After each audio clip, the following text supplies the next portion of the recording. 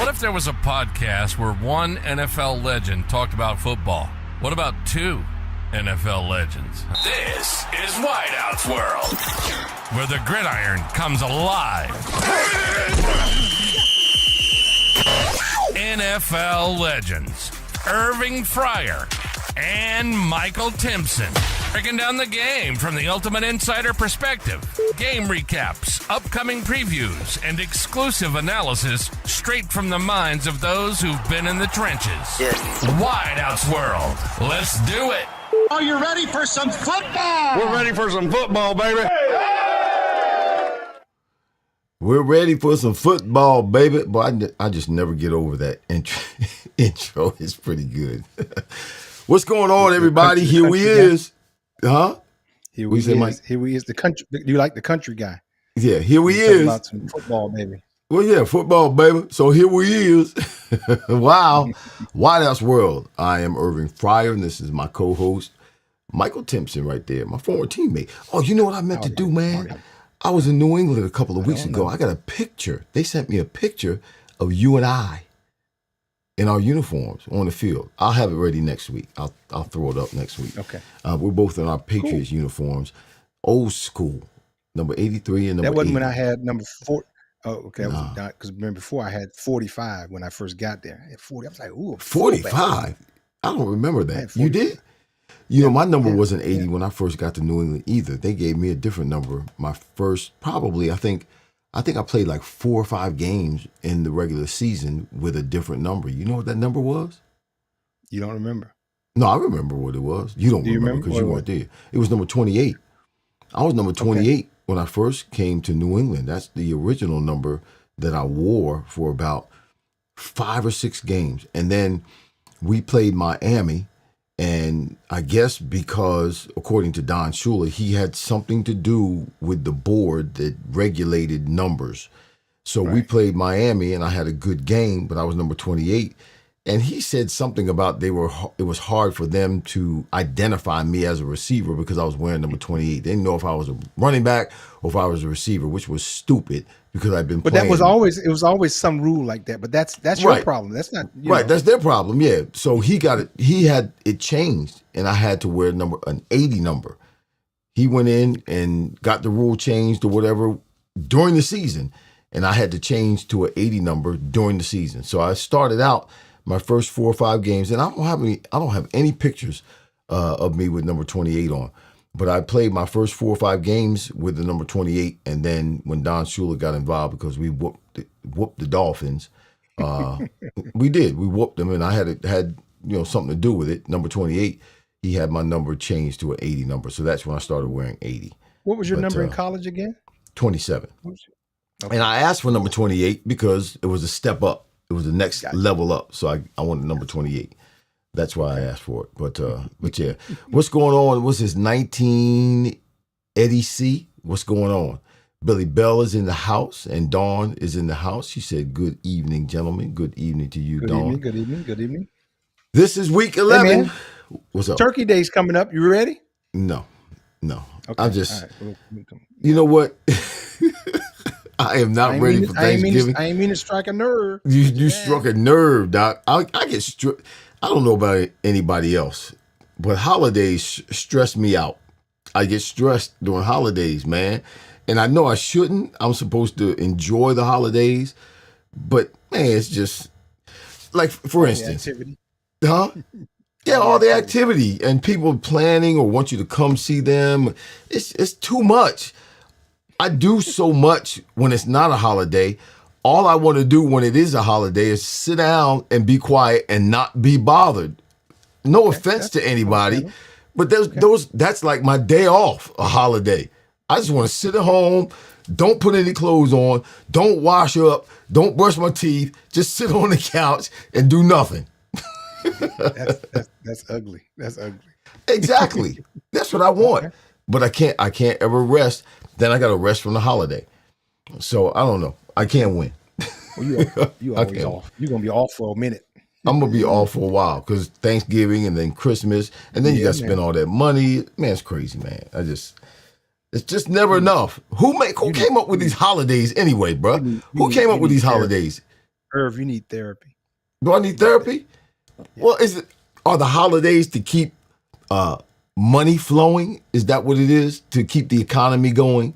They create all these holidays, Mother's Day and Father's Day and Thanksgiving and all these different holidays. We have Veterans Day and what is it? All these different holidays to keep. I'm gonna talk to your mama. I'm like, what economy happened? going? What happened? I'm gonna talk to your mama. I'm saying, what happened to it? What happened? Why is he like Grinchy? He's Grinchy. Yeah, I am the Grinch. The older I get, the more Grinchy I get. That's right. I don't enjoy. When I was a kid, I enjoyed it because I was getting presents and stuff. But now I don't enjoy these holidays because you're giving the present. Yeah, it's my money. Okay, my money. I got to spend my money. We're gonna pray for you. Let's get into the football, bro. You better pray hard and long. so usually we start the show off. Y'all help me. David Hunt is in the house. Haven't seen you in a long time, brother. God bless you. Thank you for joining us tonight. And he's on our YouTube channel, not on my Facebook page. He's on Wideouts World YouTube channel. Thanks, Dave. Thank you. Appreciate you. So usually we start the show out. Our first topic of discussion is news of the week. I'm almost going to bet, Mike, that you're going to talk about what I have as the news of the week. But what do you have down, or what do you want to talk about today for NFL news of the week? Okay, this is a pretty easy one, especially at Wideouts World. Okay, the spitting. The what? Jamar Chase spit on Jalen Ramsey for the Pittsburgh Steelers. And he got suspended today for one game. Now, let's go back to, was it Jalen Carter, week 1, for spitting. He got suspended for one game. Yep. Now, we're in week 10. Jamar Chase gets into, he and Jalen Ramsey were kind of tussling throughout the game and, talking trash and all that kind of stuff. And they got a little heated. And they got in each other's face, and he spit on Jalen Ramsey, and Jalen Ramsey hit him. And he got thrown out the game because the refs didn't see the spit part. And Jalen Ramsey got thrown out the game. And so today, the NFL levied the suspension to Jamar Chase for spitting. Now, put this in perspective for you and for all those listening. That's $450,000 he will miss this game. In addition to the $450K that he's going to miss, that's just one game check. He's also going to miss a $58,000 active bonus just for, I guess he has it, one of his incentives being active for the game. He gets an extra bonus. Right. So that's another $58,000. So there you go. So $500,000. You're $500,000 going down the tube because you couldn't keep your emotions in check and spit on another human being. I'm so sick. I wish it would have been 5 games. The one game ain't getting it. I wish it would have been more. That's the lowest of the lowest things you can do to a person. Yeah. I mean, punch me in my nose, punch me in my face, but spit on me, and to be that far removed from your emotions and out of control like that. Jalen Carter, and I don't excuse Jalen Carter for doing it, but I kind of, he's younger.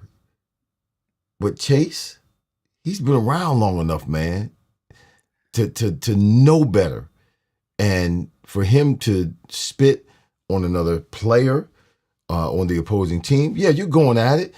Okay, whoop his behind, score a touchdown, run a route, make him twist his ankle or something like that, clean him or something like that. But to spit on him, that's... Which he denied it at first. Yeah, and then obviously they got cameras everywhere. You can't deny it. There's cameras everywhere. That's why the league picked up on it, because they saw it on camera. They might not have picked it up. The referees might not have picked it up live, but it's on camera.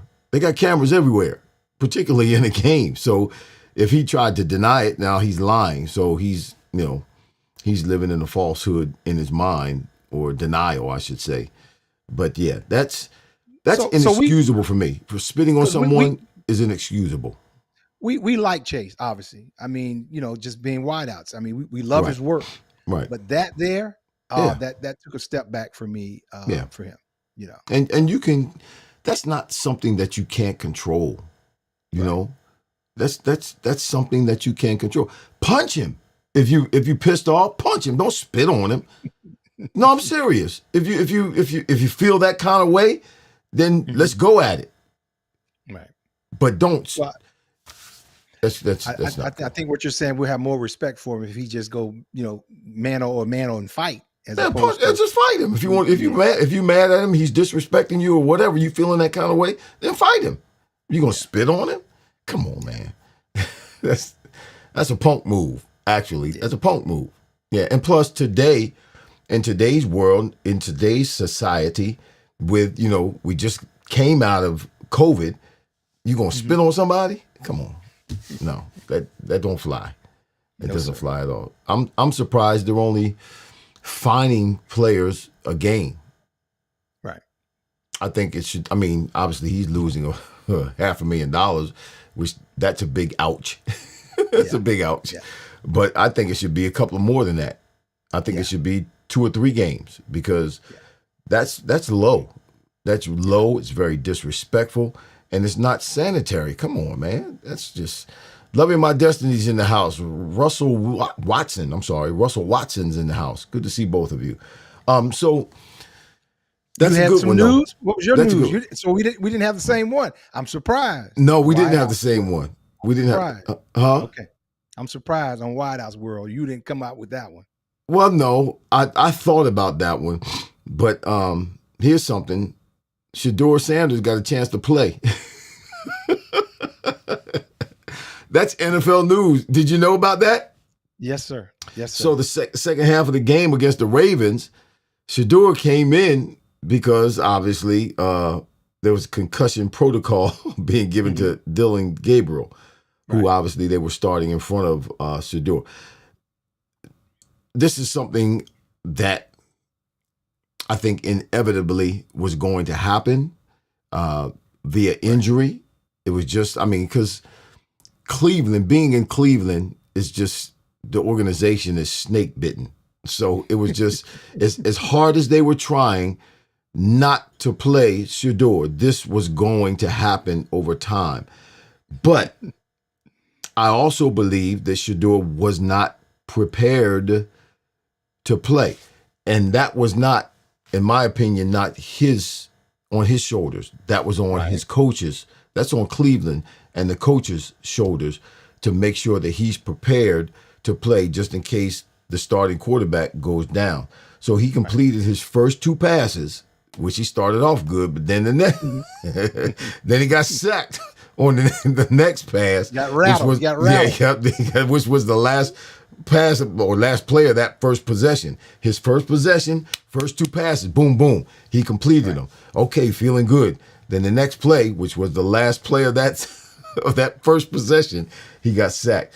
Cleveland went from they were leading 16-10 at halftime over the Ravens.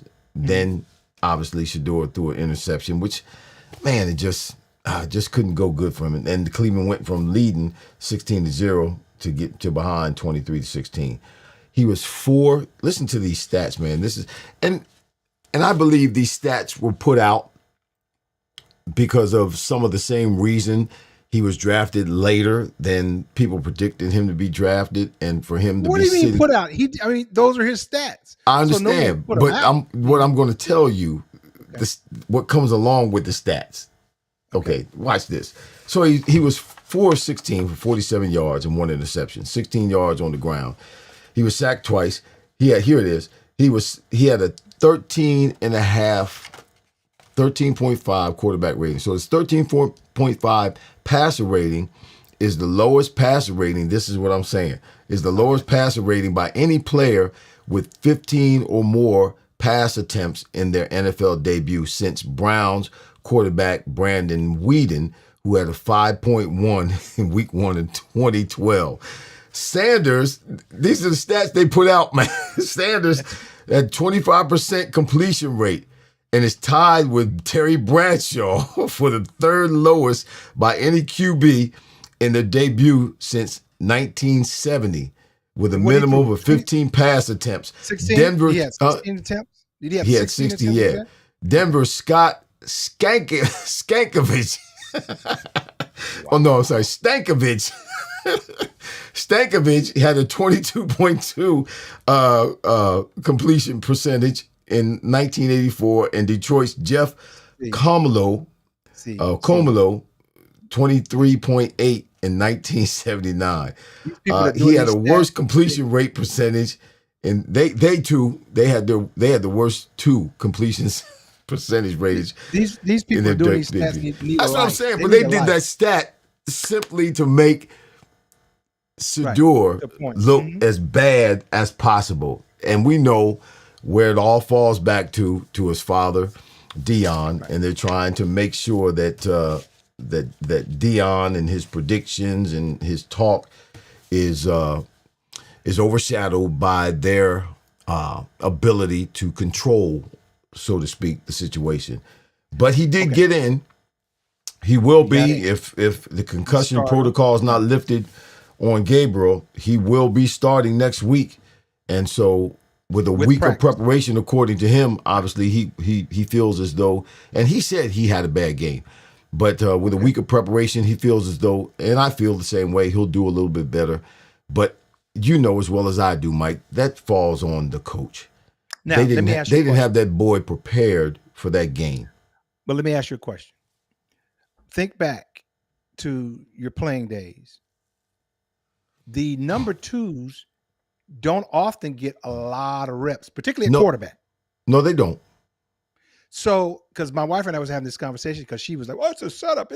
And I told her, I said, the number twos, especially at quarterback, they get their work on the scout team for the most part. They don't get a lot of reps with that first team. So right, wrong, or indifferent, we know that's just how it works in the NFL. Right. So I didn't expect him to go and blow it out of the water. Would it have been great? He had to do what he had to do. And so hopefully this week he'll be a lot better. I'm pulling for him just as well as you are. But I'm not surprised that showing with no work, because it's a lot different than the scout team. You go out there, the bullets are live. You ain't got on no red shirt to say, "Don't hit me." This is live. So hopefully he have a better showing this week. I have been on not New England and not Philly. We didn't do it that much in Philly. I think we did maybe a little bit in Philly. But there were periods when I was in Miami and in Washington. There were periods when they would actually have the backup quarterback run that series, run those periods to give him some looks, to give him some time with the first offense, just in case. So there are teams that do it a little bit. And obviously you can't do it a whole lot because you just don't, there's only so many hours in a day. And particularly now when they can only spend so much time on the field, they're really limited in what they can do with the second string quarterback, because the CBA declares that they can only spend an hour and 15 minutes, hour and a half on the field. Let's look at it this way. Irv. 7-on-7. How many plays you going to get 7-on-7? Scripted, because we script them for the most part. 20? 20. Well, they script 20, 25. Yeah. So as the starter, 7-on-7. Yeah. As the starter, I get half of them. Okay. And I run half of them, maybe 2/3 of them. Now, no, you're not the quarterback. With the quarterbacks, he's going to take them all for the most part. So now think about team. Talking the same plays? Yes. 15 same plays, 20, 25 plays, yeah. Okay. That's it. That's it. I mean, that's the group work that you're going to get. Now, sure, you have one-on-ones and routes versus air. He may get some duty there, but other than that, that's just how it works. Yeah. So. Yeah. And that's it. Yeah. 7-on-7 is 20, 25 plays, and team is 20, 25 plays. That's on the offensive day. On the defensive day is less. It's 15 and 15. Yeah. So, wow. Well, kudos to those coaches that try to get those guys some work. It's tough because, of the changes that have been made in terms of how much time they can spend on the field now. That time is limited. It wasn't limited when we could stay on the field as long as we needed to be in terms of getting what we need to get done. So if we were out there 2.5 hours or 3 hours, we just were. It wasn't a problem for anybody because we stayed on the field until we got done what we needed to get done. You know, the coach wanted to start practice over. We started practice over and stayed out there. Now it's against the rules or against the CBA to stay out on the field longer than like an hour and a half, man. So you have somebody coaches are really strapped right now. They come out with a piece of paper saying, hey, you can't do that. CBA. I got a copy. Keep a copy in my socks. Richard Melton's in the house. He said, yeah, nah, you spit on someone. Come on, man. We about to get it on. I need yeah, somebody spit on me. Richard, what's going on, man? Good to see you. Sorry we didn't get a chance to see you a couple of weeks ago when Buffalo got spanked, but that's all right. We ain't gonna talk about that. That's mean. No opinion on AJ Brown's last interview. Listen. We're gonna get there. Yeah, we're gonna get to it. I am so done with AJ Brown right now, bro. I don't. Whew, that cat there. Anyway, so let's talk about our Boston Pats fans. What's going on? He made a couple of throws, but yes, he definitely was ill prepared. You could see it. Yep. Shador was ill prepared. That's Boston Pats fan is in the house on Facebook. Now they play Las Vegas. They might win that game because Vegas is. I'm not even going to watch the game tonight. Who's going to watch this game tonight with Dallas and wait, the Raiders? We got to wait till we get to the Monday night. I know, I understand, but it's a waste of TV time. I'm going to watch it, and I'll tell you why. You're going to watch it? I'm going to watch it. Don't waste your time, bro. At least the first quarter, second quarter. Both those teams suck. Both of them. They suck. They're terrible. Don't waste your time. Watch something else. Watch a good Western movie or something. They don't make good Western movies no more. Oh man, what was that one they made a little while ago? See, you can't remember because it wasn't that good. No, it was a good one. So who's your wide receivers of the week? This is our next topic. The wide receivers for the week. The wide receivers. And you know what? Wide receivers are not putting up big numbers the last few weeks, man. What's up with us? They're not putting up big numbers. My gosh, the tight ends and the running backs are catching all the balls. The receivers are not catching a bunch of balls. My gosh. They're killing this, man. What is going on? We're going back to running the ball and not throwing it? All right. So my number 3.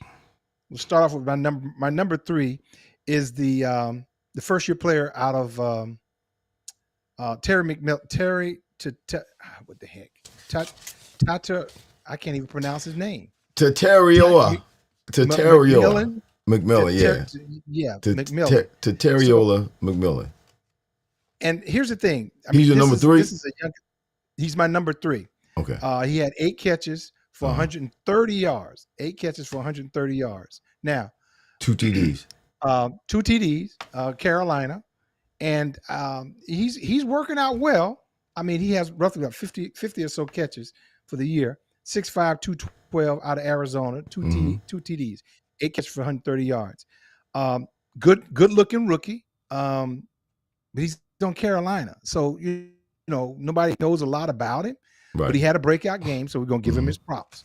My number 2, Derek London from Atlanta, losing to Drake London. Carolina. Drake London. What did I say? Derek. What did I say? Derek. I said Derek London? Okay. Yeah. Drake, excuse me. You got the D. You got the D right. 7 catches for 119 yards, 0 TDs. Now, you know, I've been big on him. Now, it's going to be interesting now that Penix is out, how he's going to fare with Kirk Cousins. I think he'll do even better when he and Kirk Cousins gets on the same page. Kirk Cousins will throw it to him and won't be farting around with the ball. My number 1, you'll appreciate this one. You mentioned his name earlier, is Stephon Diggs. Now, 9 catches for 105 yards. Number 1, he's a new daddy. Yeah, baby boy. Just to stay focused. Yeah, that's good. Just staying focused. There you go. Him and the rapper girl. So their win against the Jets, 27-14. Here's why he's my number 1. He didn't score, but here's why he's my number 1. How you going to win? No. I thought we had a rule. You have to at least have a touchdown, man. Come on, really? It's not. Well, I'm going to tell you why this is an exception to the rule. Okay. You ready? All right.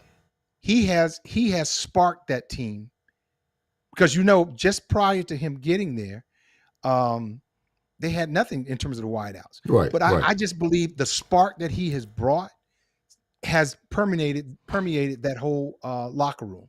And I think that in itself says a lot about him as a player, staying focused, doing what he needs to do. Because you remember when the season started, he was on the boat and they was talking about something that looked like drugs and all that kind of stuff. He was on so it was all going the other way. Then he went with the rapper lady. And so it looked like it was going to spiral. And he was coming off the injury. Right. So now you're looking at his production and the fact that they've only lost 2 games. I mean, they're in the lead. Yeah. I mean, they're looking at people talking about the playoffs are going to go through New England. Nobody would have thought that. No, New England's balling. Yeah. So nobody was thought. So he's my number 1 pick this week, Stephon Diggs. Okay. Is that good enough reason for you? The fact that he scored a touchdown, but he's the bell cow for that team right now. Well, no, I that's a good reason. I would not have picked him as my number 1, but I mean that's a good reason. And it's true. It's true. Yeah. And I'm just it's almost I can almost identify with him. I can identify with him moving from where he was in Buffalo to now New England and turning things up and doing better. That's what happened with me when I left New England and went to Miami. It turned my whole career around. So hats off to him. I can identify with him. It's always most of the time you see cats, they'll go to another team and boom, they take off and it's like being born again. Born again, yeah. Billy Bell said Drake made balling. Yes, he is. He surely is. I said Richard Melton's in the house. Okay, we acknowledge Richard Melton is in the house. So my 3 wide receivers are this. Michael Wilson from the Cardinals is my number 3. I can't. I'll wait till you're done with him. I'm gonna tell you why he shouldn't be even on the list. I'm gonna tell you why. What you think why he shouldn't be on the list. So they lost. It was a loss 41-22 to the 49ers. So he had 15 receptions. Excuse me. 18 targets, 185 yards, and 0. That's why he's third, because he had 0. How do you have 0 touchdowns? If I got 15 catches, I'm gonna have at least 2 touchdowns. That's why he didn't make my list. That's why he's not on my list. That's why he's not on my list. Well, let me tell you why he's on my list. So he's not on the list for that reason. He is on the list for catching my list number 3 for catching 15 balls, no TDs, 12.3 average, 34 is long, and 9 first downs. So watch this. That's blasphemy. You can't catch 15 balls. You can fall into the end zone. Let me help you understand, okay? Go ahead. So right now, after 10 games, he has 37 receptions with 56 targets. He's never caught more than 4 balls in a game. Okay. Game 1, 1 catch. Game 2, 1 catch. Game 3, 1 catch. Game 4, 3 catches. Game 5, 2 catches. Game 6, 4 catches. 8, 3 catches. 9, 3 catches. 10, 4 catches. 9, 4 catches. And then his 10th game, 15. He bust out with 15 catches, man. I gotta take my hat off to him. He's never caught more than 4 balls in a game, a professional game. And this was against San Francisco. Now, was this all mop up? Was this all mop up? No, it wasn't all. It was through the whole game. Okay. 15 balls, targeted 18 times. Okay, they saw something. They must have had somebody. Third round draft choice, 2023, out of Stanford. And he's got Jacoby Brissett throwing the ball to him because we know Kyler Murray is out right now. It's done for the season, I think. I hear you. So he's never, but to catch, come on, man, to catch 15 balls in a game and you never caught more than 4. First of all, I've never caught 15 balls in a game in my whole career. Never. Okay. The most I ever caught in a game was 9. I never reached 10. Really? Yep. I got 10. Yep. I never caught 10. You had at least 12. No, I never caught 10 in a game. Okay. The most I ever caught was 9. But to go out and ball like that after never having, you went from 4 catches the last game to 15 the next one. He only caught 4 balls in a game twice. Okay. You give me so that's why he's my number 3. Drake London is my number 2. Okay. He's a baller, man. 2 weeks ago, I was up in New England when New England played the Falcons, and I got an opportunity to see Drake London in person, to watch him on the field. He's a big body. And, man, he's 6'4", 215 out of USC. 7 receptions, 9 targets, 119 yards, no TDs, 17-yard average. 41 was his longest, and he had 5 first downs.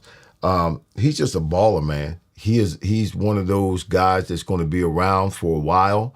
I don't know if he'll always remain with the Falcons, but if he doesn't, they're making me sick now. I don't know what they do. Yeah, if he doesn't remain with the Falcons and go somewhere else, he's a changer, man. He can change an entire offense and take an offense to another level, to the next level. So he's my number 2. My number 1 is the cat, McMillan. Teterioa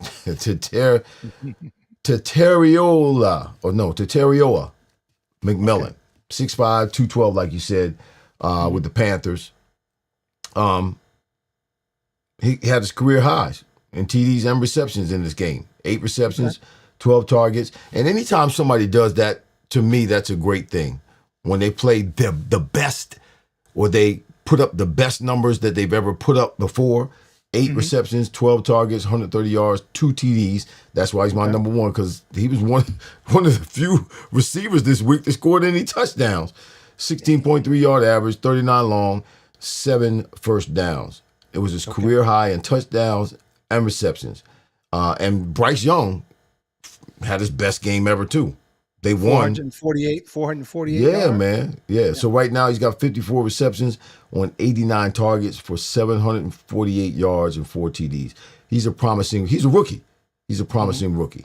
And Carolina's in the running. Carolina. Man, they beat Green Bay a couple of weeks ago. Yeah. Yeah, they're right there in the middle. Yeah.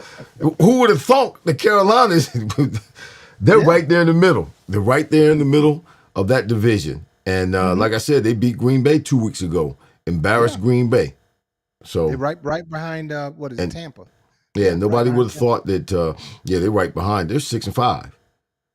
Carolina's 6-5, and nobody would have thought that. So, hats off to all of them. Bryce Young is trying to do the best that he can do, but I mean, we'll see. You know what happens, Mike, when the rubber meets the road, when it gets down to those last 3 or 4 games in the season, and teams got to play well, and you're banged up a little bit, you're a little bit tired. You got to get out there and do the best you can do and produce at a high level, with certain things not necessarily working at 100%. And we'll see. But it's different. It's different today, man. They don't play like we used to play. It was dangerous when we played. But the thing that you mentioned about the quarterback, he has to at some point break out. I mean, because he's been there for a hot minute. You talking about Bryce? Yeah. I mean, he's been there for a hot minute.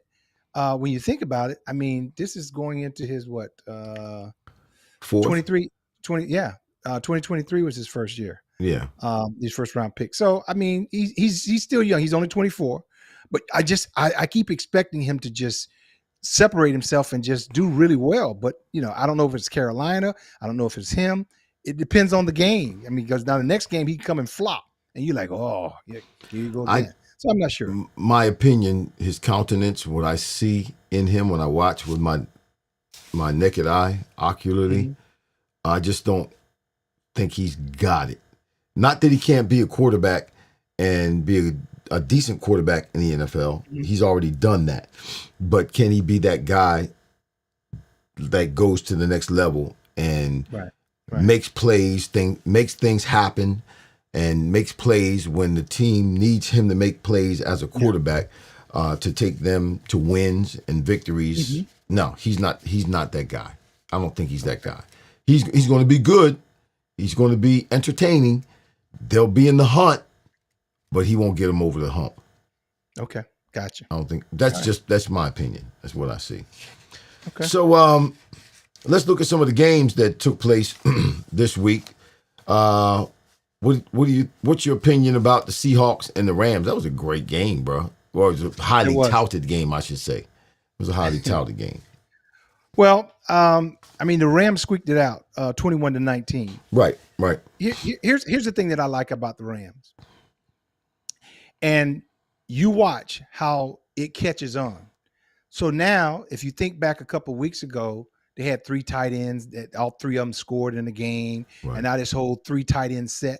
I mean, I'd never seen. They took everybody out and they put all the tight ends in, and it was just like tight ends all over the place. And they've been utilizing them, man. And so again, the three tight end set, they start talking about it a little bit more. And I just believe this is a copycat league. You're going to see that become more and more pervasive. Here's the thing.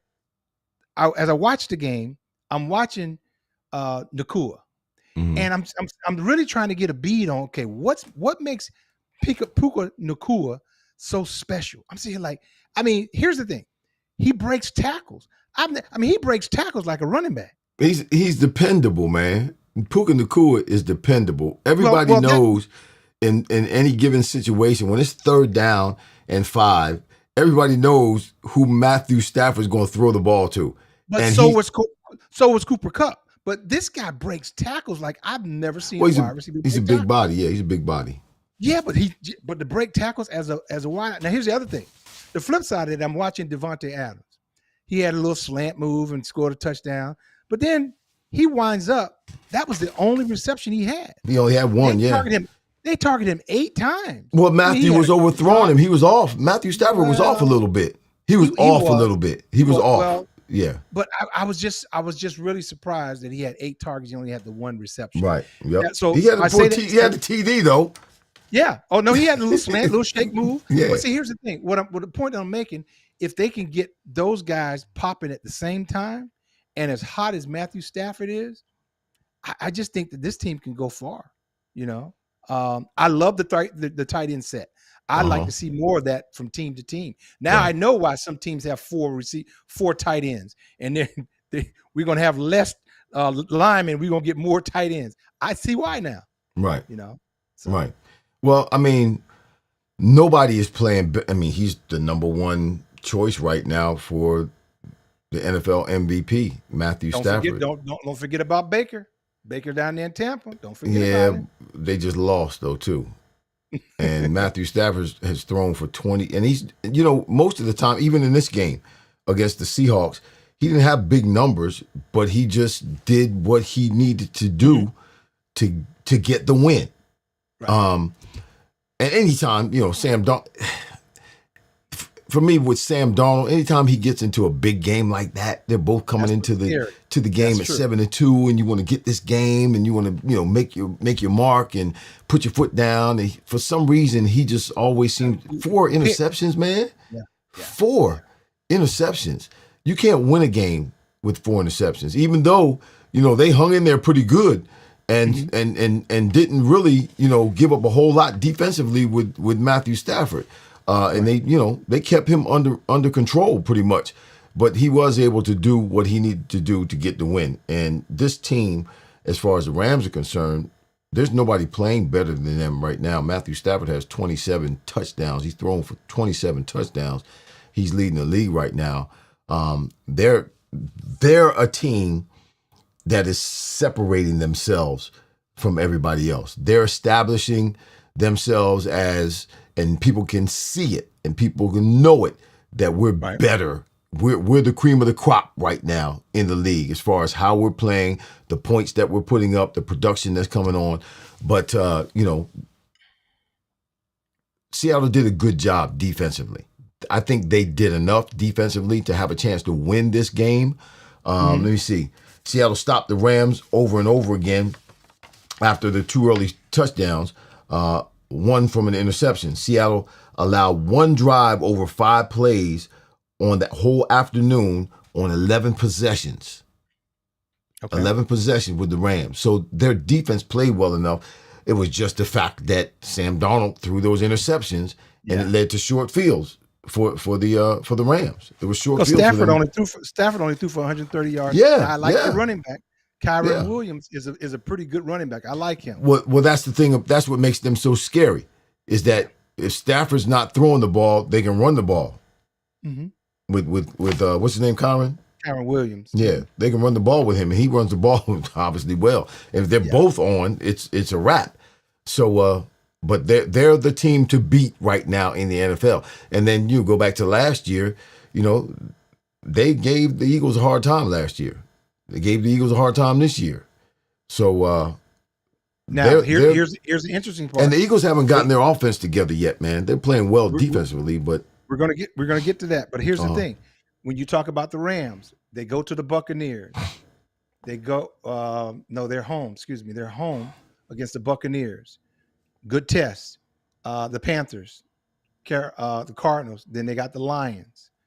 Then they got the Seahawks again. So in the next month or so, they got a tough. That's a tough schedule. That's not an easy schedule. So yeah, that's a tough schedule. The next few weeks. Yeah. All right. Particularly because the Seahawks are playing well, and the Lions, just because they got beat, that doesn't mean they're not a good team. They just because they got to go to the Seahawks, but they have the Lions. They have the Lions at home. At home, yeah. Okay. All right, Tampa Bay, Buffalo. Richard Melton will be. What do you have to say about Tampa Bay and Buffalo, Richard? I know he got something to say this week. Now, here's the thing. Here's the thing that was interesting about that. Buffalo's run defense has taken a lot of hits. They can't stop anybody. They can't stop anybody. Tampa ran for 200 yards. Yeah. They ran for 200 yards. And it was one of those games of back and forth that whoever had the ball last, because I have just as much confidence in Baker Mayfield as he threw the interception. That was the coup de grace. When he threw the interception and then he had that fumble. But as hot as he had been playing, I was expecting him to take the ball down the field and get a score, to be honest with you. As hot as he's been playing. And he's done it multiple times. So here's the thing. We're talking about their run defense. Here's Allen. Allen rushed for 3 TDs and they carried him across the line. I'm so sick of pushing the tush. I'm so sick of that. I'm so sick of that. I'm sick of that. Because for me, it's not football. It's a part of it. I get it. You can't stop it. I get it. It's just not football as I grew up watching football. Even back in the day when they didn't have doggone face masks. The leather helmet. The impetus should be under your own power, not your teammate carrying you or pulling you or pushing you. The impetus of coming across the goal line should be by your own energy. Okay, so you're not a fan of the tush push then? No, I'm not a fan of the tush push. No. Okay, why did I think you were a fan of the push? No, I'm not a fan. I mean, it works. And there are other teams, and other teams have tried it and cannot obviously do it as well as the Eagles do. Right. And I believe, the whole tush push thing, for me, I believe it has a lot to do with Jordan Mailata, because Jordan Mailata used to be a rugby player. He was a professional rugby player. And when he came to the Eagles, shortly thereafter, they started doing this tush push thing. It's something that he's been able to implement with that offensive line to get them in the position that the rugby players get into, that obviously everybody else has not necessarily been able to figure out, that gives them that kind of advantage when it comes to the tush push. The scrum, as they call it. So the last thing I'll say about the Bills is, now I got a little nervous because when the game started out, I saw Josh Allen try to do a volleyball. He did a volleyball interception. And threw it to the wrong. Now that had me worried for a minute. To Paris, We've seen that part of him before. Right. And I'm right. Like, it was a bonehead, like a rookie, just a bonehead mistake, man. He was trying to keep from getting a touchback. Or was it safety? Yes. So they recovered a little bit, but that had me a little worried. I was like, okay, are we going to turn into this guy again? So they pulled it out. So that was my thing on the Tampa. But he threw 6 TD passes. 3. You ran 3 and threw for 3. Okay, that's right. Ran for 3, threw for 3. But 6, I mean, who's done that before? Let me see. Boy, I think I had a note on that. Let me see. Yeah, Josh Allen scored career. Okay, yeah, Josh Allen scored his second career game with 3+ passing TDs and 3 rushing scores. The only other player to do that was Otto Graham in 1954's NFL championship game. Wow. Okay. He threw because he had a couple of guys down. He threw passes to 9 different players. So he's moving the ball around and he's using his legs. So it was just I mean, it's like when he makes up his mind, man, you can't stop that cat. He's huge. He's like a doggone linebacker running down the field, man. But yeah, I mean, I would have picked Buffalo to win the game. But again, Baker Mayfield has that's his Achilles heel, man. He'll get to pressing in the latter part of the game if they're down, and Baker Mayfield will make a mistake. But he hadn't been. He hadn't been, but I've seen him this season. I mean, with the Eagles game, he made a mistake, threw an interception. Was it with the Eagles? Did the Eagles play the Bucs this year? Yeah, that's right. They went down there and won. He threw an interception in that game because he was pressing in the latter part of the game, trying to make something happen rather than allowing it to come to him and taking what the defense gives him. He will do that, and he did that in this game. And then obviously pressing a little bit, fumbled the ball, and that was just the end of it when that happened. So, but that's Baker Mayfield. When has Baker Mayfield gotten into the playoffs and gone deep into the playoffs and overcome or just shown up and produced in big games like that? He hasn't. He's played well. He's put up numbers. He's made a difference. He's been exciting, all of that. But that doesn't matter, man, until you get into the playoffs and you win playoff games and you perform and you produce in those high-level, high-intensity situations. And he just hasn't done it. When the rubber meets the road, Baker Mayfield will turn the ball over. Don't get me wrong. He's not the journeyman he used to be. He's a really good player. He has turned into a really good quarterback. But he's not that dude, man. He's not the guy. He has not been able to get over the hump yet. He has not been able to turn the corner all the way. Okay. And this game against the Bills is a perfect example. Now, here's the thing. I was just looking at the schedule. They don't play the Patriots again because I was going to ask you. No, they do play the Patriots 12-14. Who? They go to the Patriots. The Bills. Who? The Bills. The Bills. On 12-14, they go to the Patriots. That's going to be a great game. Yeah. That's going to be a great game. Things stay as they are. That's going to be a great game. So, we should go to that game. man, I ain't going up there in the cold. You're too cold. I ain't going up there in the cold. Come on, man. You played in the cold. What you done got old and soft. You done got soft with your old age. Yeah, soft, and my blood is thin. Come on, man. I'm finna leave sunny Florida and go up there in the cold in December. Yeah, wear a coat, man, and some gloves. Why would I do that? So we can say we were there at the game, so we can see it firsthand, man. Okay, I'll think about it. You know, there's some people still in the front office that were there when we were there. Yeah. I saw a couple people that are in the front. I'm like, you still here? Wow. There's some people who are still working in the front office and it's amazing because they got a chance to see all of that stuff grow. When's the last time you've been up to New England? I went, was it last year when Tom Brady's first game back, first game that he played there as a Buccaneer. Was it last year or the year before? Okay, anyway, so you've seen the whole facilities and yes, everything. It's a whole doggone city. Mini city. Yeah. It's crazy compared to what it used to be. All it was a stadium and a racetrack. That was it. But nothing else out there but just a stadium and a racetrack. We just had to drive. I drove down the street we used to have to drive to go to the practice field. Y'all, we used to have to get Route 1? Route 1? Well, get on Route 1, then you made a right off of Route 1. Mm-hmm. The first light, you make a right. Back on the left was where we used to get our sandwiches in the morning. But the light, you make a right, and you go back up into Foxborough. But before you get to downtown Foxborough, you make a left with this little dirt road, and that's what it. But now they've made those. It was one field. Was it two fields when we were there, or was it one field? I thought it was just like one field. I just want to say one. I thought one field.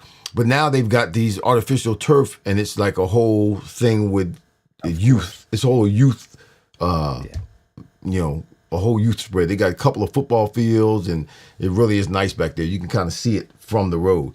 But that's where we used to practice. I was like, wow, that's nice. So I got a chance to see that. Whole tour. I ain't do all the tour.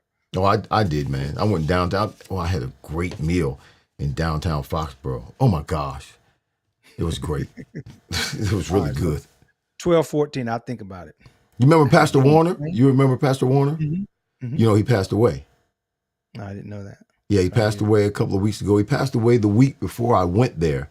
So I got an opportunity to go to his gravesite and cry a little bit. Yeah, I went to go see him while I was there.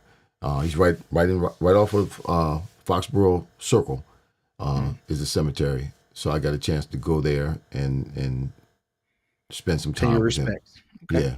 Yeah, spend some time with him. But, he was talking louder in the grave than he was when he was in person with me. Good man, great man. So Lions and the Eagles. Sunday night. I was at that game last night, man. Was that last night? What's today? Monday? Yeah, that was last night. Yes, sir. It was cold, man. I was cold. Wait, did you just talk about me? Yeah, but I was there. I did go. I did go. Yeah. Yeah, it was cold. What's your take on the game? Well, did you watch it? It was boring. It was boring. I mean, it was boring to me. It was a defensive game. We're wide receivers. I'm thinking, I really thought that they was going to put the ball in the air on both sides, to be honest with you. Well, but you know what? It was really, really windy. I mean, I'm going to tell you how windy it was. I was on the outside of the stadium, inside the area of the stadium where people come in, inside the gate, but not inside the stadium, signing autographs at a table. And I had a full, tall bottle of water next to me. And it was so windy, the wind was knocking over that bottle of water. Okay. That's how strong the wind gusts were. It was a bottle of water, a bigger bottle of water, not a small bottle, a bigger one, the bigger ounces. And it was full. I hadn't even opened it yet. And it was sitting on the table where I was signing autographs, and the wind knocked it over several times. That's how windy it was. It was really, really windy out there. The wind gusts were up to 45, almost 50 miles an hour. Well, if you're a defensive person, this was a good defensive game. But here's my issue. Eagles 16, Lions 9. The Lions have two backs that will make anybody's team a whole lot better. Mm-hmm.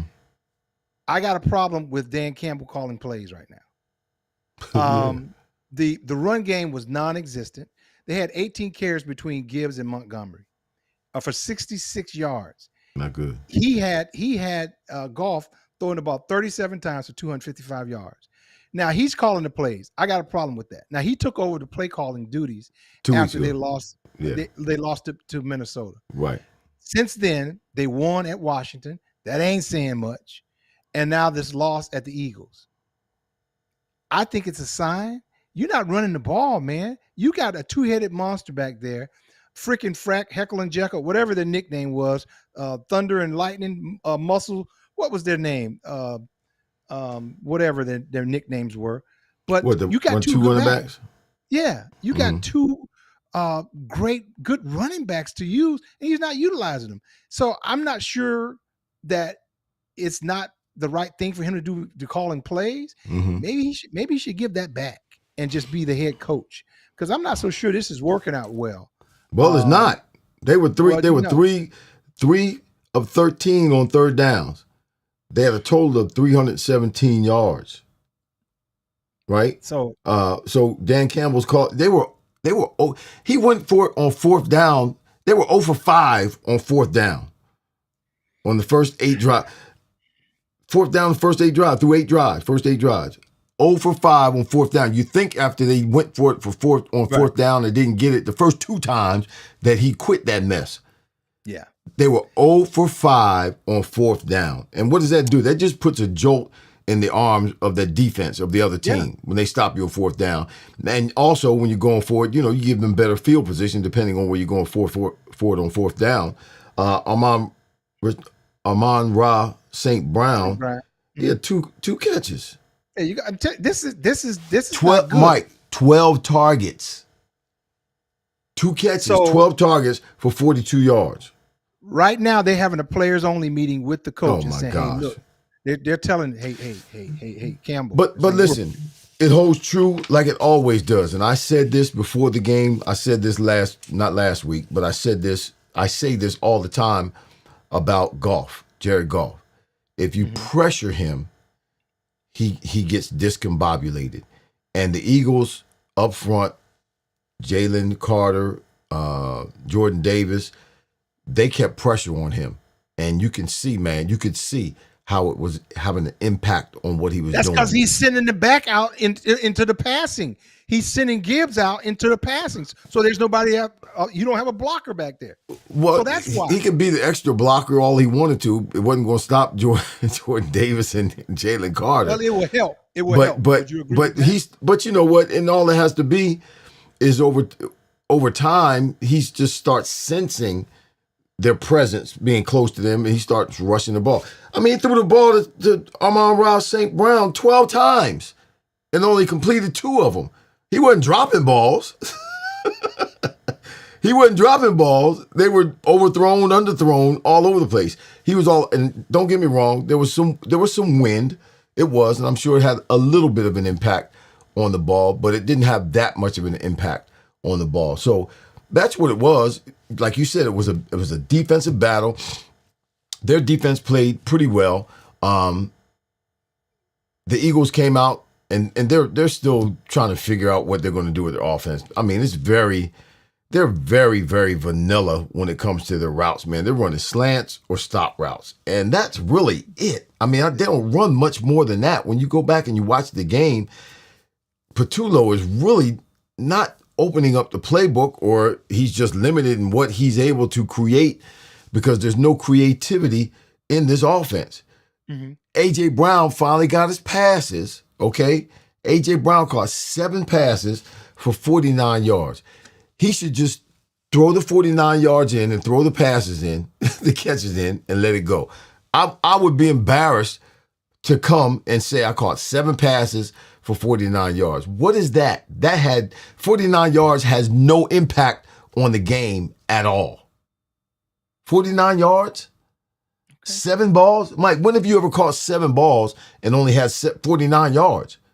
No, you typically you're around the 100-yard mark. If I'm catching 7 balls, yeah, I'm over 100. Mm-hmm. At 5, I'm at 100 with 5 balls. So it's just, yeah. We were talking about the Rams, talking about Seattle. You know, everybody has the Eagles, going back to the Super Bowl. They got to get their offense together, man, because if they can't score points, yeah, the defense is playing well. They're playing lights out. Don't get me wrong. The guys are improving. They got Phillips from Miami now. He's got a sack. Finally got his first sack. He's balling out. The defense looks really good. But if you can't score points, what good is it? You got to be able to score points. The Rams are scoring points. Yeah, that's true. Seattle's scoring points. They lost to the Rams, but they score points. You got to be able to put points on the board. And this offense for the Eagles, they scored, 10 points against Green Bay the week before? They scored 16 points this week against the Lions. That's not good enough. You're not going to win any games, any big games, scoring 16 points, 10 points. No. Yeah, but like they said, hey, the most important thing is we're winning. I understand they're winning, and that's a great thing that they're winning. But you can't score 16 points, Doc, and keep winning. Let me put it that way. On Turkey Day, they got to go to Dallas on Turkey Day. Well, that's like a homecoming day. That's like a homecoming game. You always play a homecoming against a team you're going to beat. No, they're going to. No, I know they're going to Dallas, but it's like an away homecoming game. Dallas is terrible. Dallas is going to get up for the game. They're not. Matter of fact, the Monday night game tonight, I don't even know. Listen, all of you who are watching right now, don't even waste your time watching the Monday night game tonight. It's the Raiders who, let me see, the record is 2-7, and the Cowboys, they're 3-5-1. Why would you even waste your time, your electricity, watching this game? This was a big mistake by the NFL to schedule this game, Raiders and the Cowboys, on this particular Monday night. Don't waste your time. Watch watch Gunsmoke, or go watch your favorite movie or something like that. Go get a Western, The Harder They Fall or something like that. Go watch something that's going to be entertaining, because this game tonight is not going to be entertaining. So much so that I'm not even going to pick a team to win, because I don't care who wins. Well, I'll pick one for you. The LA Raiders. The Raiders. I think the Raiders are going to shock them. Man, the Raiders on the 3-game losing streak. They got no offense. They only got in the red zone one time last week against Denver. The Raiders offense scores 15 points a game. That's their average. The Cowboys defense is giving up 30 points a game. Oh, that's crazy. Worst defense in the league. Huh? Geno Smith is going to get hot. And Max Crosby's going to be Geno Smith has the second most interceptions in the league. 12. I said he's going to get hot. He can't get hot. He got the second most interceptions in the league right now. 12 interceptions. He's been sacked 6 times He was sacked 6 times last week. He's playing against the Cowboys. He got a shot. Lord Jesus. Boy, what you been smoking, man? You smoking something. You been smoking something. Ladies and gentlemen, Michael Timpson has been smoking something. He got a shot. I'm telling you. Oh, Lord. You're saying that the Raiders are going to win this game? Raiders are going to win the game. They're at the Raiders. The black hole. If I had to pick a team, I'm picking the Cowboys. I can't say that. Oh, God, that hurt. Okay. Cowboys. Right. I gotta give myself a reason to watch the game. And right now, I'm going to bed, man. I ain't watching this game. I think Las Vegas is going to win. I'm going to go watch the rest of my series, Better Call Saul. That's what I'm going to watch. Better Call Saul. You ever seen that? No, never heard of it. Yeah. Breaking Loose or Breaking Bad. Better Call Saul and Breaking Bad. That's 2 good series, man. They go hand in hand. I'm going to go finish watching Better Call Saul. Well, check on the game, every now and then. And see. All right. Yeah, okay. Why do you think the Raiders are going to win? Because you think Geno Smith's going to get it together for a moment? I think he's going to get hot, and I think Max Crosby is going to get him a couple sacks on Dak, and then Dak going to start having that look that he has. Like, I don't know what's going on. So that's what I'm going with. Dak might not be on the Cowboys next year. There you go again. Wait, no. Before we go, tell the people what your prediction was with A.J. Brown, because we talked about A.J. Brown, you and I, off air. Oh, A.J. Brown would not listen. Those of you who follow, putting it on the record. That's why we want you to put it on the record. Yeah, those of you who follow the NFL, you know that A.J. Brown has been voicing his opinion about his lack of production offensively, lack of receptions, and lack of targets. He's been doing it through cryptic tweets and through social media, so on and so forth. He started last year when he was on the sideline reading books and carrying on, which is disrespectful to your teammates, disrespectful to the fans, disrespectful to the game. Anyway, so he's had a visit by Mr. Jeffrey Lurie, who is the owner of the Eagles. If you didn't know that, last week, Mr. Lurie deemed it necessary to go out to the practice field and have probably, I think it was 10 to 15 minute conversation, pulled A.J. Brown to the side and had a 10 to 15 minute conversation in private with A.J. Brown. Now, I played in the NFL for 17 years, 17, and I've never, ever seen an owner come out to practice and pull a player to the side and have a conversation with him. Never. He pulls him out of practice. That's the thing that's funny about it. You pull him out of practice. Yeah. During practice, pull him out of practice, have a conversation with him. So, listen, it obviously is a problem. A.J. Brown is an issue. For Mr. Lurie, Mr. Lurie's very laid back. He don't have nothing to do with controversy. Y'all don't hear nothing about Mr. Lurie. He just does a very good job of owning the team, allowing the GM to do what he needs to do and the coach to do what he needs to do. He just provides the money. He's great, and all he does is win, which is great. Hats off to you, Mr. Lurie. Yeah, sign the check. He came out to practice and talked to A.J. Brown. A.J. Brown ain't gonna be on the Eagles next year. He will not hear me now. I'm not a prophet. A.J. Brown will not be a Philadelphia Eagle at the start of the 2026 NFL football season. A.J. Brown will not be a Philadelphia Eagle. My prediction is that he'll be a New England Patriot with Vrabel up there in New England. Okay. But he won't be. I don't know where he'll be, but he won't be. I know where he won't be. He won't be in Philadelphia come 2026, beginning of the September 2026. He ain't gonna be here. You know they're not gonna let you in the game over there. I don't give a flip. You know why? Because I'm gonna start doing ministry 100%. I'm not doing this no more. Next year I ain't doing this. I'm gonna be in ministry 100 all the way. So you need therapy. So you need therapy. All right, let the people go, man. So I can watch Las Vegas. Yeah, Dallas Cowboys. We passed 6 o'clock. Shout out to Richard Melton. Look, Richard's laughing. He got all this laugh going on. Does Michael Timpson still trust Andy Reid, Patty Mahomes? That's Richard Melton asking does Michael Timpson still trust Andy Reid, Patty? He said Patty Mahomes. He always messing with Mahomes. Mm-hmm. Always. I'm going to be checking my eyelids for holes. Look, that's Eddie C. I said Eddie Casper, Eddie C. What's going on, Eddie Casper? Billy Bell's in the house. Shout out to you, Richard Melton. JB Brown. You know who JB Brown is? What's up, player? DB? Huh? DB.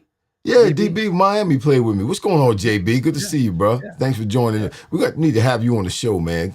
Come on with the wideouts. Have a DB on with us. I'm gonna get JB on with us. Well, you got to get him. And then Hurst said he wanted to be on. Maurice wanted to be on. Maurice Hurst. Okay, well, we'll get Maurice too. Yeah, we'll get them both on. Yep. Richard Melton, Billy Bell. Shout out to you. Boston Pats fans. Shout out to you. Loving My Destiny is in the house. Shout out to you as well. Russell A. Watson. Shout out to you. Dawn. Shout out to you. David Hunt. Thanks for being with us. Billy Bell and Eddie Casper. All right, y'all. That's Wideouts World. We're done for the night. I'm going to bed. I'm going to watch. I'm going to go watch my. I'm going to go watch my show. I ain't watching the game. I'm going to watch Better Call Saul. Wideouts World. Wideouts World. We'll be back next week. Same time, same place, same bat channel, same purpose. We're out. Peace, love, and soul. Appreciate y'all. This has been Wideouts World. Touchdown. The legends, Irving Fryar and Michael Timpson. Are you freaking kidding me? If it's football talk you're looking for, I think we've got you covered. We hope you enjoyed the show. If you did, make sure to like, rate, and review. We'll be back soon. But in the meantime, find us on YouTube at Wideouts World. See you next time. Let's go! Let's go! Go!